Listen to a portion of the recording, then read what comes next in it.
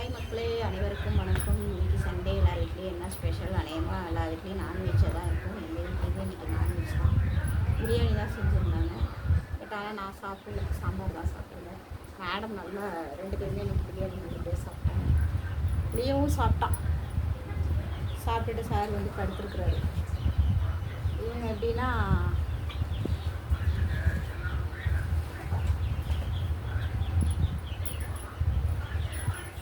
சாப்பிட்டு 2 பேரும் அழகாக இருந்தால் படுத்துட்டாங்க. என்னன்னா ஸ்வீட்டியும் லியோவும் எப்படி என்கிட்ட வந்தாங்க அப்படின்னா, ஸ்வீட்டி வந்து என்கிட்ட வந்து 3 வருஷம் ஆகுது. லியோ வந்து இப்போ ஒரு 6 மாதம் தான் ஆகுது. ஏன்னா லியோ வந்து எப்படி வந்தானா, என் ஃப்ரெண்டு வீட்டில் வந்து வளர்த்துட்டு இருந்தாங்க. அப்புறமா அவங்களால மெயின்டைன் பண்ண முடியல அப்படின்ற மாதிரி, நீங்கள் கொஞ்சம் வளர்த்துக்கிறீங்களா அப்படின்னு கேட்குவோம். லியோவுமே விடுறதுக்கு மனசு இல்லை. அதனால் அவனையும் கூட்டிகிட்டு வந்து இப்போ ஒரு 6 மாதம் தான் ஆகுது. ஸ்வீட்டி வந்து 3 வருஷம் ஆகுது. இந்த ஸ்வீட்டிக்கு முன்னாடி வந்து இன்னொரு டாக் நான் வளர்த்தேன். அது என்னன்னு தெரில, ஊசியெல்லாம் அவங்க போட்டேன்னு தான் சொன்னாங்க. ஆனால் அது வந்து இறந்துருச்சு.